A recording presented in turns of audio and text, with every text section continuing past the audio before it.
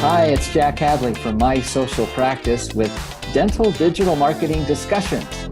Welcome. We're glad you're here. I have with me today a good friend and a guest that we've been looking forward to visiting with for a long time. Todd Murray is the president and creative director of Paper Napkin Marketing out on the West Coast in Oregon. Thanks for being with us today, Todd. Thanks for having me, Jack. I'm super excited to be here. Yeah, we're glad to have you here. And actually, Todd is one of the presenters at the Dental Digital Marketing Conference next month in Las Vegas. And these discussions have been created in part as preparation for that conference. And we're looking forward to having you as a presenter there next month, Todd. Yeah, I'm excited to be there. And for those who are coming and have not been to the Red Rock, it is an amazing resort. And I'm not sure the best part is either it's a great resort or it's just far enough from the Strip that it keeps you not that tempted, but keeps you all in one place. So I guess there's lots of benefits to both. But for those who are going, I'm excited to meet everyone for sure. Yeah, we're really excited about the conference. The conference is sold out. So if you were hoping to register at the last minute, that's going to be difficult to do. We are sold out, but we're looking forward to it and encourage you next year to sign up early at dentalmarketingconference.com if you want to learn more about the conference. But we want to dive in right now, and I want to tell you a little bit about Todd, and then I want to ask him a question, an interesting question about his background. Todd has a lot of experience in creative direction, both inside and outside of the dental industry. And what I've been impressed with is that I think he brings a very fresh perspective to dental marketing. It's a perspective not often really seen in lots of dental marketing materials, and that's what initially really caught my interest in the things that paper napkin marketing is doing. So tell us just for a minute or so about your background, how you got to paper napkin marketing and how you started that. And then I've got an image that I want to show you and have you comment on. Sure. So just a little bit of background. I definitely come from a world outside of dental marketing in terms of some of my experience. The great news is that, which I'll talk more about in a minute, is that my dad is a dentist. So I grew up in a dental office, but my professional experience has been around storytelling. And for a lot of people, they hear the word content, not sure exactly what that means, but ultimately content is telling a story. And so a majority of my adult life, I've had the pleasure and really the honor of getting to hear a lot of very powerful stories on a lot of different types of topics. So my background is incredibly diverse. I've worked with organizations and companies, major brands, nonprofit organizations, dental practices around the world. And even though they have been very different in how they serve a community or a client or customer, the one thing that I have been able to do is to tell their stories. So ultimately, at the end of the day, I just feel a deep sense of gratitude that so many have been able to tell me so much about their lives. I'm always deeply inspired by people and their successes and failures. I think we all learn a lot of lessons from both. So I've built a career around creating content around stories, which I've loved doing. Well, and I think and that passion for storytelling really comes through in your work and the work that your team is doing. And I'm anxious at the conference next month, we're going to see some examples of some of the things you're doing, and you're bringing some really great ideas to all the practices that are attending. So we're looking forward to that. Thank you. We are too. I want to show you a quick image. Hold on here. And I want you to tell us about this image for a minute. Sure. So what's this all about? Yeah, so, I had to throw in my first lost tooth, or at least, it's always the front and center one that gets the most attention. But basically, these are pictures of my dad and I. I didn't clear all these with him, so hopefully he doesn't mind. But the reason I share this is because I touched on it briefly. My experience is actually a lot like a lot of kids of dentists. My dad has a successful dental practice in Salem, Oregon. And just like a lot of kids of dentists, my summers and after schools were spent taking out the trash and helping at the front desk. And back before digital charts, it was all those rows and rows of paper charts. So I was helping to file away paper charts. But there was obviously a family interest potentially for me to become a dentist. And it's interesting because the first time I saw a procedure chairside, I realized that I don't like blood and needles.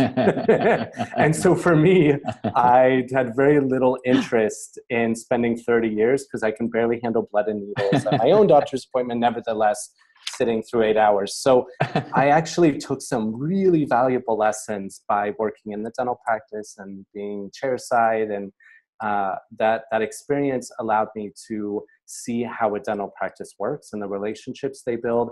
But for me, the needles and the blood pretty much clocked me out of becoming a dentist. So I went into marketing, not a far stretch, but I just wanted to share this because, you know, a lot of my inspiration comes from being around a dental provider who was loved and cared for by his community. And so it was a bit of a tribute to my dad, who's not just built a successful practice as a dentist, but really connected to a community as a healthcare provider. So it's a little bit of a shout out. Is your dad still practicing? He is. I think he'll never retire, even if we try to convince him. I'm sure maybe at some point he will, but he's still very much practicing at the practice. Yeah. Yeah, so you can go and test some things out with him. Yeah. He's actually been a bit of a beta test, whether I don't know if he wanted to sign up for that or not, but maybe it's just part of being the son of the dentist. He's my go-to guy for ideas or concepts, and it's just been incredibly valuable for my experience in building this brand. That's great. Yeah. Well, I asked you, Todd, to send along 3 ideas for us. As you know, the little format of this discussion is we come up with 3 ideas, and you send them over, I throw them out, you elaborate on them, but we only allow 4 minutes for each of the 3 ideas. And so I've got a handy little timer here, and I'm going to actually time our discussion so we stay right on time and stay focused. The first concept that you sent along, you mentioned the concept or the idea that every practice can find marketing opportunities in their daily schedule. So tell me what your thoughts are on that. Sure. So this is a big conversation we have with a lot of dental practices. You hear all the time, take photos with patients. And I think sometimes that can wear thin. And there can be good intentions when a practice starts, but people get busy and you forget to do it. And I always remind clients that you actually have a complete marketing agenda every morning that you sit and review your daily schedule. And the thing is, there's a lot of conversations around treatment and treatment plans. But if there's a checks and balances over marketing opportunities, then there's actually could be 30 opportunities to tell a story. And that's really what I focus on. So we work with clients to create checklists around marketing opportunities. So there's easy ones. There's something like a birthday, but there's also really unique opportunities. And the reason your practice is multi-generational is because your staff ask questions like, how are your kids at college? Or how is your grandma doing? Or how is your job going? So what I encourage practices to do is to create a list of opportunities based on that schedule to create content. So it can be anything from one of your patients is celebrating their 50th anniversary. Not something you'll maybe necessarily take a photo of, but it's something to talk about. And as well as collecting emails. So a lot of dental practices continue to let emails slide. And we continue to see that patients not only respond to appointments by email, but they engage with email. So really using that daily appointment schedule to say, what are 10 or maybe even 5 opportunities of content we can create today? Because ultimately it's the best way. And I'm a big believer in saying thank you. So if you have new patients on the schedule, it should be followed through from beginning to end. Yeah. Every person in your practice should be aware that's a new patient so they feel the love. You can never hear thank you enough. And if patient referrals continue to drive your new patients for your practice, it's going to come from patients. So those small moments matter, but I often find practices will look at the agenda, identify some treatment or billing issues, and then put it away.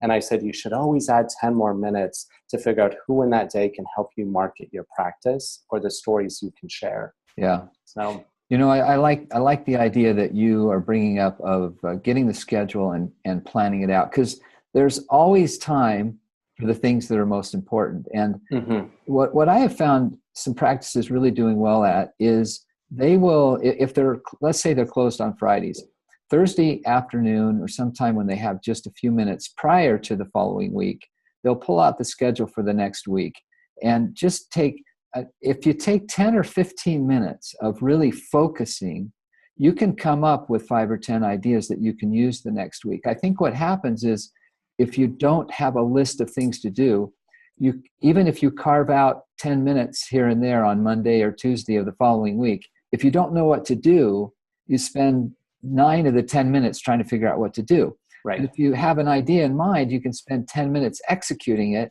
You can actually get a ton of things done. But that little bit of pre-planning ahead, I think, makes a huge difference in the time management for marketing.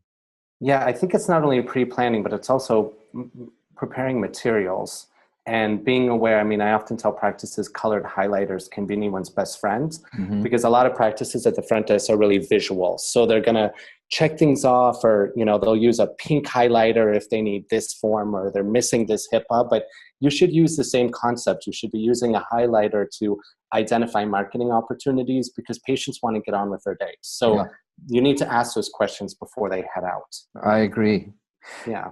All right, perfect. 5, 4, 3, 2, 1. We are out of time. All right. Hold on. Hey, cancel. Okay. Idea number 2. You said the front desk should have the skills, tools, training, checks, and balances to lead the marketing effort in the practice. Tell me what you're thinking. Sure. What's that? Yeah, this is a secondary thought that has to do with the first thought, and that's that we often work with dental practices who are hiring new front desk people, and so we'll work with them on some of the skill sets or requirements for that position. And I think being warm and friendly and outgoing and detail-oriented are really important, but I think often dentists forget that their front desk is also a marketing department and sales department. Yeah. And that is a very different skill set when it comes to hiring. And sometimes there's a back office person who maybe doesn't have that skill set, who's processing insurance, but ultimately dentists continue to be sold different programs. And, they'll sit through the spiel, they'll hear how great the program can be. And it's kind of the dump and run concept. They say, well, here's the program, front desk, and it's really great and you should really be excited about it. And then they're not really engaged with the follow-up on that. And so for us, for us at Paper Napkin, we have a greater level of success when the front desk takes ownership of those sales and marketing roles. And people at that desk really identify who's doing what. So, having a program for no insurance or collecting photos, it's all great in its intention, but if there isn't a really clear plan, and if there aren't people who have the skill sets to either sell or market at your front desk, you're going to continue to have the same struggles at the front desk. So, my recommendation isn't that practices get rid of their whole front desk and replace it with a marketing department, but there should be a really clear conversation over skill sets to say, hey, we have these programs that fall outside of scheduling treatment plans or checking patients out. They're selling different programs or collecting different contents. And some people by nature are more comfortable with certain roles. Yeah. But if you're not having that conversation with your front desk, you're just kind of assuming everyone's comfortable. And that's not the case. Yeah. And so that kind of goes back to the checks and balances, is that a lot of dentists we work with will initiate these programs or say, well, this company says we have to take 10 photos a day. And then I always will ask the dentist, hey, did you ever ask if 10 photos were taken? But there's not, they're doing a morning huddle every morning with their meeting agenda. So creating a checks and balances over expectations by saying, we're selling this program, or we're collecting this content, or we're marketing this way. It's great in theory, but if you don't have a way of checks and balances, you can never hold anyone accountable. So the first part of that advice is really to focus on who has the right skill set and move people around, give them the kind of training, lead by example, be excited. If you're not excited, why would they be excited? I mean, they have a million other things to do. And last but not least, when you're morning huddles, hold people accountable. Just have the checks and balances so you can stay on top of the questions or concerns they have. Yeah, I'll often have Todd. I'll have a doctor ask me, Jack, do we need a social media expert to do our marketing? Do I need to hire an expert? And often typically I say no. You just need to have the right person on the team who Yes. doesn't have to be an expert. And often they'll say, well, I have someone who's young. And I'll say, well, young is okay too, but it's not the first qualification. We need somebody that's just willing to learn and can get some enthusiasm about marketing the practice. So if a doctor were to ask you, what's the number one thing I need to look for in a person to handle my marketing, what would you tell them that would be? Yeah, I think the number one thing I would tell a doctor would really to challenge that person during the interview process to see how creative they can be in terms of reaching new patients in their communities. So if you're interviewing someone and they keep on going back to teeth or toothbrushes, it's time to think outside of the box. Yeah, and exactly. Just say, how do we reach new patients and challenge them to come up with really creative community-driven content or ideas, and that will in turn identify who has the mindset and the creative vision for your marketing plan. Good advice, Todd.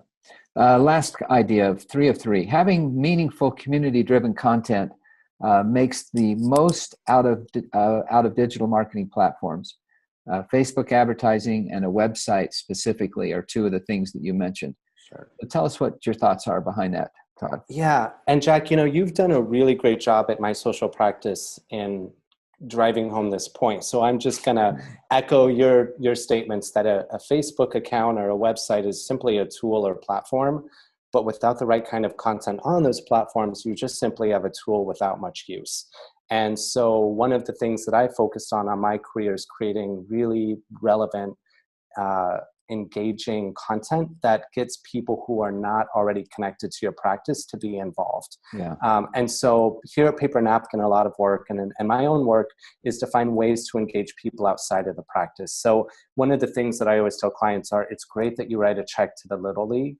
It's great that you give back money to this organization, but how often do you call and ask, well, what else can we do? Yeah. Is there other things we can do? Because sometimes if you write a check to the police department, maybe to help in a domestic violence program, that's one way. But if you were to collect 500 teddy bears from patients for kids in distress, there's something visually about that content that's more relevant and powerful. Mm-hmm. So for us, there's always an opportunity in the community. It takes the foresight and the commitment to find those opportunities. And really, while it's good for brand recognition in the community, your current patients, it's important they continue to schedule more appointments, but ultimately new patients will come from the community. So when you're involved in the school or you're involved in any kind of generation who spreads content virally by nature, so any kind of content you create around young people, especially high school or middle schoolers, if they're not a patient and they're connected to the content because it means something to them, then they're more likely to share it, which brings greater brand recognition. So it's a bit of a multi-pronged approach, but here at Paper Napkin, we've really just been focusing on creating productions that take the dentist and their team and patients outside of the walls of the practice, because everyone knows what a dentist does. You don't need to use your time and money to educate a consumer on why you should go to a dentist. What you need to do is, being a dentist is only interesting to other dentists, to be honest. Yeah. And so you need to be in some ways vulnerable or personable enough, because you see your patients at the grocery store or at Little League games.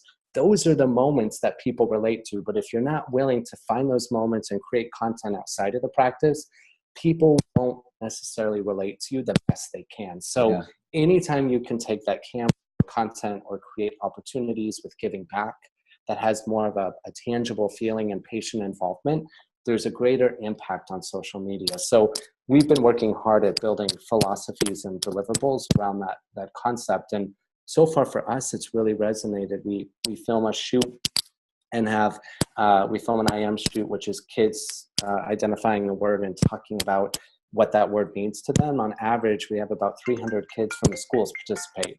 And it is truly amazing, the impact. So I often like to remind practices that they are really unique businesses in that they have this physicality, this physical relationship with people walking through. Anybody can donate money to a charity. You can do that remotely.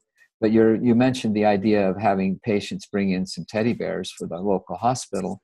That's a physical process. People have to carry that into the practice, and just the physicality of this kind of marketing, I think, really differentiates dental marketing from lots of other business marketing strategies. Yeah, and it can be even as simple as like baking apple pies and taking it down to the fire department and getting a picture eating apple pie, or and a lot of practices we work with, the dentists are humble guys, so there's something a little bit easier with cutting a check than standing in front of a picture and kind of promoting their I'm a good guy. And I always say, like, it can feel self-gloating when it's you in front of a camera, but when you take your kids or your patients or your staff, it's a community coming together. So there's always a great way to give back and not self-gloat. You just have to be intentional about the kind of content you're creating. But every community has an opportunity. It just depends how hard you work to connect with that community and create that content. Yeah, and I think that doctors can be less worried that they're going to come off as showboating or kind of, self-aggrandizing by doing these things and making them public. I don't think people in the social media realm feel that way anymore. It's just part of the fabric of what we do. And it's not that you're gloating, you're just participating. You're excited to be part of the community. And I think people take it that way. Right. And every patient has a story. Every patient has maybe a family member who's in the hospital, or someone who's struggling, or just maybe someone who's doing really great things, maybe Eagle Scout Project. I mean, that's the great thing. Every dental practice has a million stories that come through the practice, and you can either choose to find really creative ways to create content to support those efforts, or support those people, or support that community. But it does take a level of commitment. It is a two-way street where everyone says, where do we find these stories? And then how do we create content so it doesn't feel so typical, so that a non-patient who may be connected to this family who is not a patient here says, wow, that's really amazing that that dentist who does teeth made that kind of commitment to our community. It's incredibly powerful for every business, not just dentists. Well said. Great point. And we are exactly on time. So I'll turn off our timer there. Thank you, Todd. All three of those are related concepts that go together. And I think you're right. Paper napkin marketing has really kind of taken those ideas and really turned them into some actionable stuff. So thank you for sharing those with us. And of course, in just a minute, I'm going to give everybody your contact information in case people want to follow up and visit a little bit more about those ideas with you. But before we do that, we have this little tradition. Okay. I'm gonna share my screen here again, and what we're gonna do is we are going to have a little quiz, and I'm gonna ask you 3 questions, and if you get 2 of them correct, you win. Except you do not win. I'm sorry, Todd. You win nothing. The only thing that you win is that a practice that you've recommended. In this case, Dr. Tom Holt Family Dentistry is going to win lunch courtesy of my social practice. That's okay. I may have to join them for lunch. So maybe it's a good excuse to go over and hang out with the staff. I don't mind. Good idea. So is Dr. Holt's in the same city in which you live, it sounds like? No, he's actually in Coos Bay, which is about 3 hours south. Oh, okay. If anyone's ever been to the Oregon coast, you never even need an excuse. You just need any day of the week to go and enjoy it. So they're always a great client to go and visit. Well, this looks like a fun practice. All right, so I'm going to give you 3 questions. You have to answer 2 of them correctly. You ready? Okay, I am ready. First one.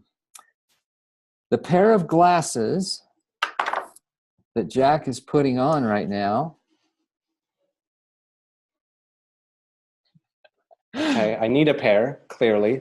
Are these called LinkedIn lookers, Facebook focusers, or Snapchat spectacles?